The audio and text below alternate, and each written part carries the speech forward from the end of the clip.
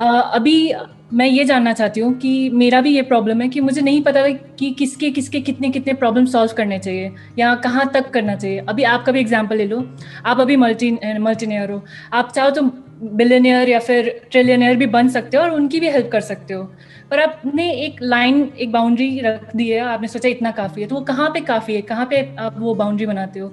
दूसरों को हेल्प करने के दो तरीके हैं। एक है, इसकी एक कहावत है, rather than giving a fish to someone, teach him how to fish. So you feed him for his entire life rather than feeding him for a day. अगर मैं आपको पैसा देता हूँ तो मैं आपकी कुछ दिन के लिए मदद कर सकता हूँ, क्योंकि मेरे पास में पैसा, चाहे मैं बिलियनियर भी हूँ तब भी लिमिटेड ही है ना। अगर पूरी दुनिया में बांटूंगा तो हर एक के हिस्से में 1000 रुपए आएगा, राइट? तो 1000 भी नहीं आएगा वैसे तो, बट मैं मान लेता हूँ चलो 1000 रुपए भी आए तो 1000 रुपए में उसका कितना दिन चलने वाला है? कुछ दिन, राइट? 2 4 5 दिन, 10 दिन, राइट? बट अगर किसी को कोई काम करना सिखा दिया, किसी को सोचना सिखा दिया, किसी को अपनी लाइफ की रिस्पॉन्सिबिलिटी लेना सिखा दिया, तो उसका जिंदगी भर के लिए पेट भर गया। अब उसको पैसे देने की जरूरत नहीं है। ठीक है, नेक्स्ट क्वेश्चन ये है कि अगर हमारे साथ कोई बहुत पॉजिटिव पर्सन, कम्युनिटी या रिलीजन भी बोल सकते हैं, बट वो कंट्रोवर्शियल हो जाएगा, तो वो हमें ओवर पावर कर रहे हैं या फिर ओवर पॉजिटिव है, उनके हिसाब से ही चलना है, उनके हिसाब से ही करना है, तो वो सिचुएशन में क्या करना है? या तो उनको छोड़ना है या फिर कुछ ऐसा स्टेप उठाना है कि उससे हट जाना है, या फिर क्या करना चाहिए ऐसे जहाँ आप या तो उस चीज से हट ही जाओ, या तो वो पर्सन को छोड़ ही दो, या तो अपना काम करो, या जो भी आप करना चाहते हो, यही दो ऑप्शन हो, तो आप इसमें क्या सजेस्ट करोगे, क्या कर सकते हो? देखो, अगर वो करने से किसी का कोई नुकसान नहीं हो रहा है तो कोई बुराई नहीं है। फॉर एग्जाम्पल, वो इतना सा आपको कह रहे हैं कि भाई हमारे साथ में मंदिर चल लो और चल करके थोड़ा सा हाथ जोड़ लो, ये कर लो, वो कर लो, वो करने में क्या जाता है? कुछ नहीं जाता, कर दो।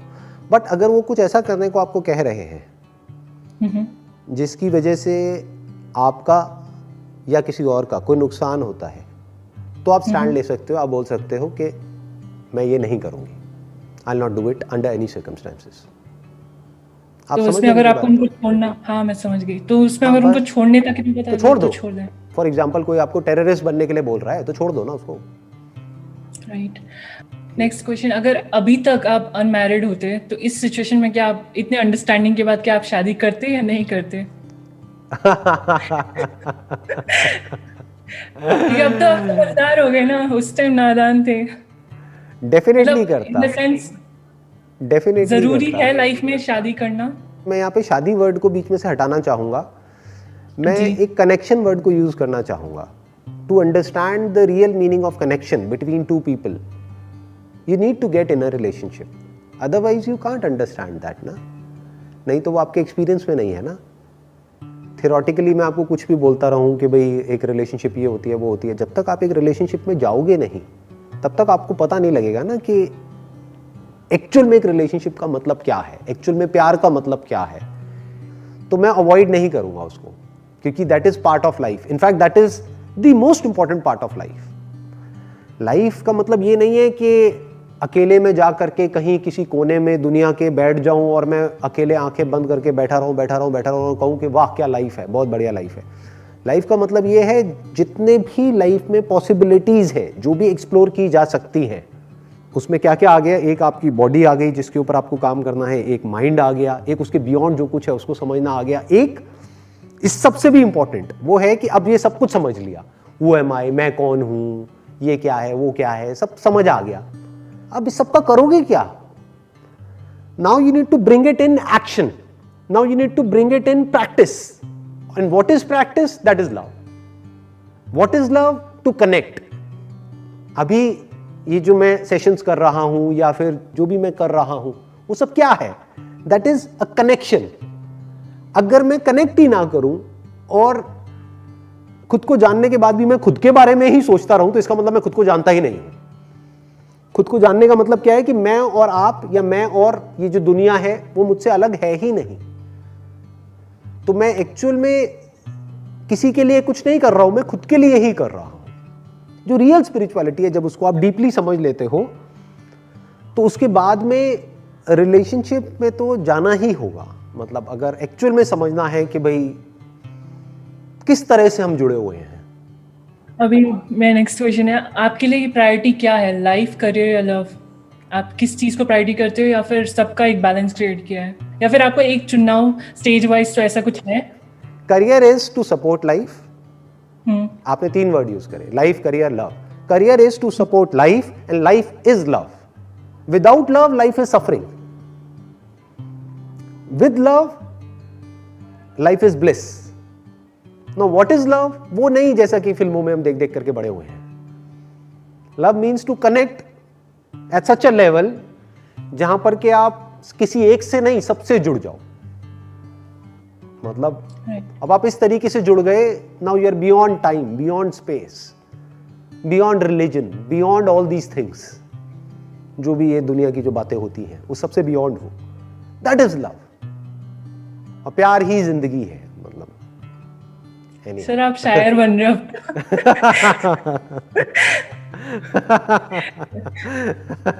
मैं शायर हूं. Good morning sir. Good morning sir, मेरा क्वेश्चन ये है कि fear of losing in whatever role we are playing in life is present. So how can we rule out that fear and channelize our positive energy back? Fear of losing in different spheres of life. You're talking work related? Yeah, work that you're work doing? or any other relationship role. also? Both. Achha. How we can rule out that fear? You can never rule out that fear क्योंकि वो fear किस पे based है? Reality पे based है या कोई imagination है? 2 तरह के fears होते हैं ना. एक है imaginary fears कि ये हो गया तो क्या होगा. मान लो यहां पर भूत है, इससे हम डर रहे हैं. But that is an imaginary fear. That is not based upon reality. Reality क्या है कि there is a person whom you are in love with, जिसकी आपको आदत पड़ चुकी है. तो जैसे ही हम अलग होने के बारे में उस पर्सन से सोचते हैं तो डर लगता है. इनफैक्ट ये सिर्फ उस पर्सन के लिए नहीं है, किसी भी आदत के बारे में है. हमारे को आदत पड़ जाती है एक पर्टिकुलर सिचुएशन की, कुछ लोगों की. कुछ लोग होते हैं हमारी लाइफ में, कुछ सिचुएशंस होती हैं, तो उसके हाथ से जाने का डर लगता है. तो डर किस पे बेस्ड है? रियलिटी पे बेस्ड है, क्योंकि ये सच है ना, वो पर्सन जा सकता है या जा सकती है. सो दिस फियर, अगर फंडामेंटली आप देखोगे, this fear is not the fear of losing out that particular person और that situation. This fear is the fear of change. हमको बदलाव से डर लग रहा है, क्योंकि ऐसा नहीं है कि वो जो पर्सन है वो दुनिया का आखिरी है. कि जिसके भी साथ आप रिलेशनशिप में, वो दुनिया की आखिरी लड़की थोड़ी है. आखिरी है क्या? नहीं है, और भी है, उससे बेटर भी है. बेटर भी क्या होता है? आपके स्टैंड पॉइंट से है कि वो बेटर है या नहीं है. वही लड़की किसी को अच्छी लग रही होगी, किसी को बुरी लग रही होगी. This is just a standpoint. Main point क्या है? We are afraid of change. तो जब तक we are afraid of change in life, and death is a part of this change. एक तो चेंज है अलग होना, एक है किसी की डेथ भी हो सकती है, कभी भी हो सकती है. तो we are always afraid of change, कि जो नई सिचुएशन होगी, बिकॉज दैट इज अननोन. हमें नहीं पता वहां पर क्या हो रहा होगा. हमें नहीं पता, जैसे बोलते भी हैं लोग कि मेरे को इतनी अच्छी लड़की दोबारा नहीं मिलेगी. अच्छा, इतनी अच्छी है? इतनी अच्छी कहां होती है? कैसी होती है? मैं भी देखना चाहूंगा. हमारा जो फियर है ना, अगर फंडामेंटली आप देखोगे, this is the fear of the unknown. This is the fear of change, कि ये जो मेरी कंफर्टेबल सिचुएशन है, अगर ये बदल गई तो क्या होगा. If you can embrace the unknown, and 99.99% of the life is in the sphere of the unknown. आपकी जो नॉलेज है, that is very very limited. वो तो 0.00001% है, जिसके अंदर आप गोल गोल घूम रहे हो और उसको पकड़ करके बैठे हो. आप कह रहे हो बस यही लाइफ है. अगर ये मेरे हाथ से चली गई, जो भी इस लाइफ में है, लोग हैं, सिचुएशंस है, जो भी कुछ है, ये चला गया तो मेरी लाइफ ही बेकार है. जबकि ऐसा नहीं है. इसके बाहर हो सकता है बहुत कुछ हो, बट हम उससे डरते हैं. तो if you can see this reality कि life is in the unknown, growth is in the unknown, growth can't be in the known. If you can embrace the unknown, unknown जिसको चेंज बोलते हैं, which is the very nature of life, which is the very nature of everything, because nothing is static in life. If you can see it as a fact कि सब कुछ बदलेगा. ये बात अभी समझ नहीं आएगी आप लोगों को इस एज में. ये मैच्योरिटी कुछ पर्टिकुलर टाइम बाद आती है, एक पर्टिकुलर एज के बाद में आती है, जब हम अपनी ही लाइफ को बारीकी से ऑब्जर्व करते हैं कि एक टाइम पे जो ऐसा लग रहा था बिल्कुल लाइफ और डेथ सिचुएशन थी, ऐसा लग रहा होता है कि इसके बिना तो मेरी लाइफ ही नहीं चल सकती. सब कुछ खत्म हो जाएगा. कुछ भी खत्म नहीं होता है. लाइफ चलती रहती है और बेटर होती रहती है, अगर अंदर से आप सीख रहे हो, अंदर से आप ग्रो कर रहे हो. अगर वहीं पे स्टक हो गए हो, जो पास्ट में कुछ था, बस उसी में आप स्टक हो गए हो, तो you are not changing with life. Life बदल गई है लेकिन आप नहीं बदल रहे हो. If you constantly change with life, there is no fear. उस चेंज में क्या आ गया? सब कुछ आ गया, कुछ भी बदल सकता है, कुछ भी हो सकता है. If you are actually okay for everything, मतलब कि बहुत स्ट्रगल करके एक लेवल पे आप पहुंचे हो, वो सब कुछ अगले दिन खत्म हो सकता है. If you are okay with this, not theoretically but actually, ये पर्सन है, जाता है चला जाए, जाती है चली जाए. If you are actually okay with it, तो कोई प्रॉब्लम नहीं.